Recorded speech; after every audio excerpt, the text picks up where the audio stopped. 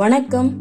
இன்னைக்கு வீடியோவில் பசும்பாலோட ஆடையிலிருந்து நம்ம எப்படி வெண்ணெய் எடுக்கிறதுன்றத இந்த வீடியோவில் பார்க்க போகிறோம்.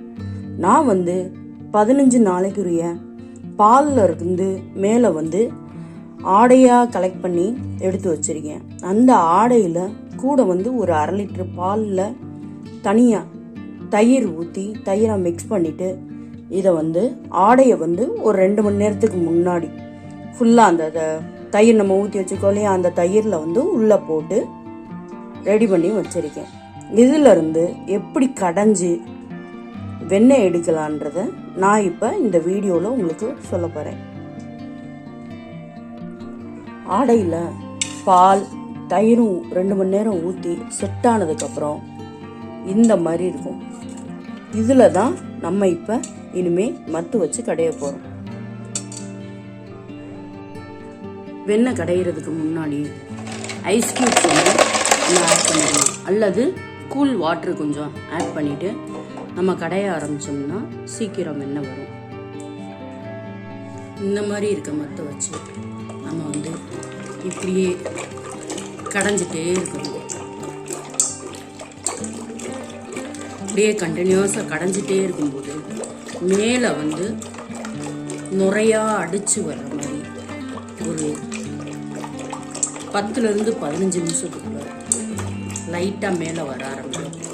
அப்படியே கண்டினியூஸாக இதே மாதிரி இந்த மாதிரி கடைஞ்சிக்கிட்டே வரணும்.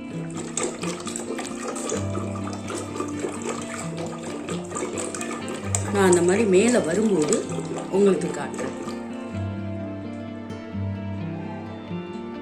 ஒரு 10 to 15 நிமிஷம் ஃபுல்லாக கடைஞ்சதுக்கப்புறம் எப்படி பட்டர் வந்திருக்கு பாருங்கள்.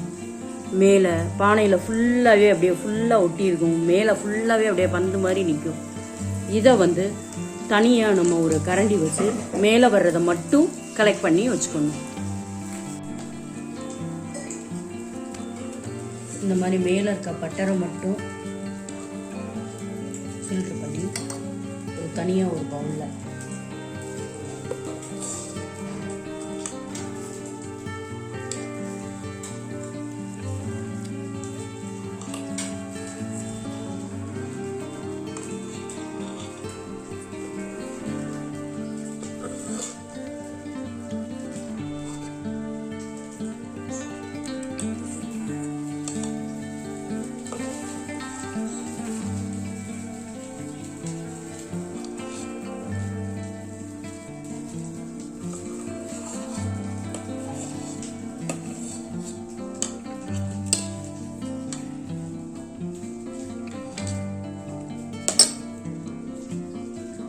அதே மாதிரி செகண்ட் ரவுண்டு கடைஞ்சதுக்கப்புறம் இதே மாதிரி பட்டர் மேலே வந்திருக்கு பாருங்கள்.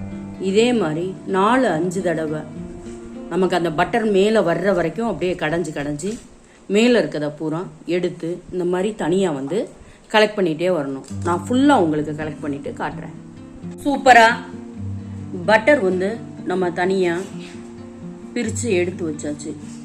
இதில் லைட்டாக நீராக இருக்கிற மாதிரி இருந்துச்சுன்னா கரெக்டாக அந்த மூடியை இந்த பவுலுக்கு நேராக அந்த மூடியை வச்சு இதில் ஓரளவுக்கு சின்ன கேப் இருக்க மாதிரி இப்படி வச்சு அதை ஃபில்ட்ரு பண்ணோம்னா லைட்டாக அப்படியே சாய்ச்சி விட்டோம்னா மீதி இருக்கிற அந்த நீர் மாதிரி இருக்கிறது நீர் லைட்டாக இருந்துச்சுனாலும் இந்த மாதிரி லைட்டாக வடிஞ்சிடும்.